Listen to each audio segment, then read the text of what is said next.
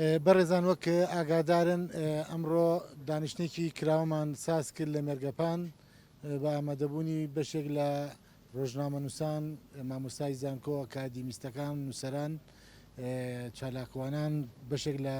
پەرلەمانتارانی پێشوو و کۆمەڵێک ڕاو بۆ چوون تەرەحکرا ئەوەی کەیسا کراوە بم بەیانە کۆکراوەی ئەو ڕاو سەرنج و بۆچوونانەیە کە لەسەر ئەم دۆخە و لەسەر ئەو دوو تەوەری کە کۆبنەوەکەی لەسەر سازکراوە بەڵام ئەم چاوم لێ نێگر ئاوابینێمە دەمەوە بەیان و یاداشنامەیەکی تایبەت بۆ ڕای گشتی هەرێمی کوردستان و عێراق هەرسێ سەرۆکایەتەکەی عێراق و هەرێمی کوردستان پەرلەمانی هەرێمی کوردستان و ئەنجومەی نوێنەرانی عێراق ئەنجومەنی ئاسایش و نەتەوەیەگرتوەکان و نێردەی نەتەوەیەگرتوەکان لە عێراق قونسڵخانە و باڵێزخانە و نوێنەرایەتی وڵاتان لە عێراق و هەرێمی کوردستان و کۆمکاری عەرەبی ئێمە وەک بەشێک لە ڕۆشنبیران و کەسانی سیاسی و ئەکادمی و ڕۆژنامەنووس لەسەر ئاستی هەرێمی کوردستان ئەمڕۆ 2 حوزەیرانی ساڵی 2022 لە هاوین هەواری مێرگەپان کۆبوونەوەیەکی ڕاوێژکاری کراوەمان سەبارەت بە دۆخی هەرێمی کوردستان و ئەو مەترسیانی کە هەن لەسەر داهاتووی هەرێمەکە لەلایەکی ترەوە هێرش و لەشکرکێشەکانی دەوڵەتی تورکیا بۆ سەر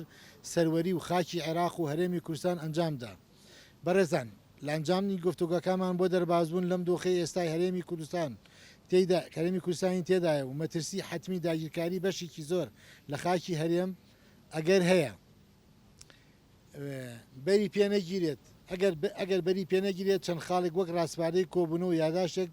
وەک مەترسی دەخینە بەردەستی بەڕێستان کە خۆی لەم خاڵی خۆرادا دەبینێتەوە بەشی یەکەم لە شتکێشەکانی تورکیا و هەوڵی داگیرکاری خاکی هەرێم سەبارەت بە لە شتکێشی وێرشەکانی سوپای تورکیا بۆ سەر خاکی هەرێم ئێمە هۆشیاری تون دەدەینە لایەنە پەیوەنددارەکان لە هەرێم و عێراق و یۆنامی و باڵێز و نوێنەراتی وڵاتان لە هەرێم کە دەوڵەتی تورکیا مەبەستی داگیرکاری گەورەی هەیە بە شێوەیەک دەستی بە هەنگاونان ناوە بۆ ناو خاکی هەرێم کە نیەتی گەڕانەوەی نییە بۆ ئەم مەبەستەش لە ئێستادا تورکیا ئامادەکاری زیاتری کردووە لە ڕووی سەربازی و لۆجستیەوە تا ئێستا بە دیاریکراوی سیحوت بارگای گەورە و 41 بارگای بچووکی لە هەرێمی کوردستان و دەرەوەی هەرێم هەیە لەلایەکی ترەوە بەهۆی بردوما و لەشکرکێشی سوپای تورکیاوە تا ئێستا زیاتر لە 650 گوند چۆڵ کراون بە دیاریکراوی لە ساڵی پارۆ تا ئێستا 34 گوند بچۆڵ کران و چەندین تریش لەبەردەم مەترسی چۆڵکردندان هێزەکانی تورکیا لە هەندێک شوێن لە 5 کیلومتر بۆدا لە هەندێک شوێندا 20 بۆ 30 هاتوونەتە ناو خاکی هەرێمی کوردستان و بارگای سەربازیان لێ جێگیر کردووە پێویستە پەرلەمانی عێراق بە پێی یاسای بەرکارەکان و پاراستنی سەروەری خاکی ئاسمان و وڵات هەوڵی جدی بدات بۆ بەرگتن بە هێرشی لەشکرکێشی سوپای تورکیا لە نێو خاکی هەرێم و عێراق بە تایبەتی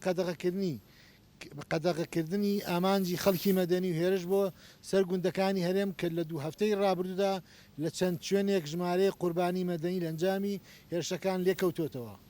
سوپای تورکیا لە سنووری ناحیەی باشیک نزیکەی 100 کیلومتر هاتووەتە پێشەوە و بنکە و بارەگایان چەسپاندە و تەنیا 20 کیلومتر دوورن لە شاری مووسڵۆ بە پێی زانیاریەکان هەواڵەکانی ئێستا و چڕکردنەوەی پەلاماردانەکان بۆ ئەوەیە دەیەوێت سەرەتا شریتێک بە درێژایی هەموو سنوور قوڵایی 30 بۆ 40 کیلومتر داگیر بکەن و هێزی سەربازی خۆیان لەو ناوچانە جێگیر بکەن پێشبینی دەکرێت ئەگەر ئەو هەنگاوانەی بۆ بنرێت سەرکەوتوو بێ ئەوە هێزەکانی بەناوەندی سەربازگەی باشیکەوە گرێ بدات و دواتر کا لەسەر داگیرکردنی مووسڵ کات بۆیە حکوومەتی عێراقی فیدرال لەبەردەم بەرپرسیارەتی گەورەدایە بۆ پاراستنی سەروەری خاکەکەی و دوورخستنەوەی مەترسی داگیرکاری تورکیا لە بەشێکی گرنگ و فراوانی خاکی وڵاتەکەی لەگەڵ جێبەجێکردنی بڕیارەکانی پەرلەمانی عێراق و هەرێم و کوردستان سەبارەت بە دەرکردنی هێزەکانی تورکیا لە نێو خاکی عێراق و هەرێم سێهەم لایەنە ئەمنیەکانی هەرێمی کوردستان و عێراق کاری جدی و مکوور بکەن بۆ نێشتن و بەرگریکردن لە تیرۆری هاوڵاتیان و چالاکوانی بەشەکانی تری کوردستان لە نێو خاکی هەرێمی کوردستان و پاراستنیان وەکو میوانێک لە ڕووی ئەمنیەت و ژیان و ماڵەوە لەلایەکی ترۆ پاراستنی پەنابەرانی سیاسی خەڵکی مەدەنی لە کەمپەکانی ناوخاکی هەرێمی کوردستان کە ناوبەناو دەکرێنە ئامانجی فڕۆکە و بردومانی سوپای تورکیا بە بەهۆی بردومانی سوپای تورکیاوە شەهید و برینداریان لێ دەکەوێتەوە کە ئەمە تاوانێکە دژمە مافەکانی پەنابەری و مافی مرۆڤ لە هەموو دنیادا چوار پەرلەمانی عێراق بەرپرسیارە لە پێداچوونەوە بە ڕێکەوتنی ئەمنی نێوان هەردوو دەوڵەتی عێراق و تورکیا بە جۆرێک کە ڕێگا لە داگیرکاری دەوڵەتی تورکیا بگرێت لە نێوان خاکی عێراق و هەرێمی کوردستان. پێنجەم سەرجەم کونسڵخانە و نوێنەرایەتی وڵاتان لە هەرێمی کوردستان و ئەنجومەنی ئاسایشی نەتەوە یەکگرتوەکان و نێردەی تایبەتی نەتەوە یەکگرتوەکان لە بەردەم بەرپرسیارەتیدان لەسەریانە کاری جدی بکەن لەگەڵ لایەنە پەیوەندیدارەکان و فشاری بەهێز لەسەر دەوڵەتی تورکیا دروست بکەن هەرچی زووە بۆ ڕاگررتنی هێرش و لەشکرکێشەکانی چونکە لەشکرشەکان چوونە دەرەوەی لە خاکی هەرێم چونکە شوێنەکان خۆیان لە پێشێرش و لەشکرکێشەکانی ئەمیدایە و ئەمدایە و گەڕانەوەیان بۆ چارەسەری ئاشتیانی دۆزی کول لە تورکیا ناچارکردنی بەلێدانی پاراستنی ئارامی ناوچەکە و کۆتاییان بە هێرش و بردومانی گوندەکانی کوردستان لە کاتێکدا کە سوپای تورکیا بێگوێدانە خەڵکی مەدەنی لە قوڵای خاکی هەرێمی کوردستان ناوچەکانی دوو لە سنووری وڵاتەکەی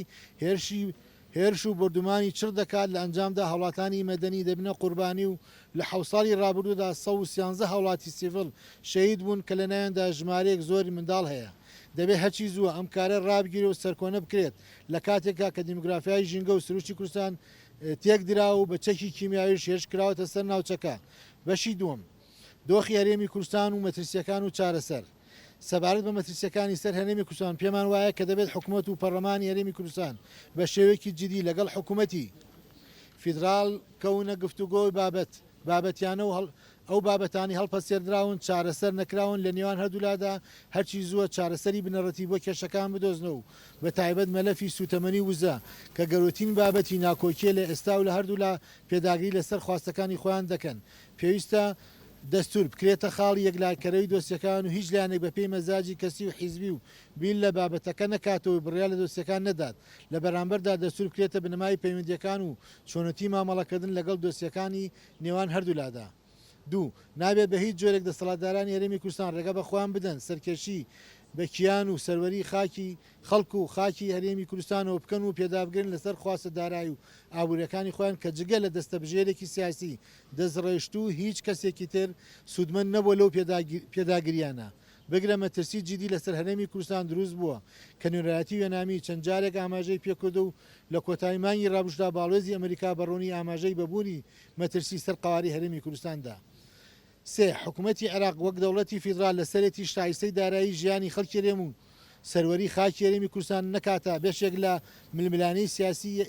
یاسایی و ئیدارەکان لە پێناو سزادان بەشێک لە سەرکردە سیاسەکانی هەرێم چارنووسی خەڵک و خاکی هەرێمی کوردستان بکرێتە بەردەم مەترسیەوە. عێراق خاوەنی دەستورێکی فیدرالیە و دەبێت بۆ هەر هەنگاوێک پەنابرێتە بەر دەستور و سەرپێچیکاران ئەگەر هەبن بە پێی دەستوری یاسا بەرکارەکان مامەڵیان لەگەڵدا بکرێت نەخسزادانی بە کۆمەڵی گەلێک بەشێک لەو دەوڵەتە فیدرالیە. بەشێک لە دەسەبرێژانی و کەسایەتی سیاسی ئەکادمی چالاکوانی مەدەنی ڕۆژنامەنووسانی کوردستان 2 حوزەرانی ساڵی 2022 مێرگەپان سلێمانی کوردستان. دەستان خۆش.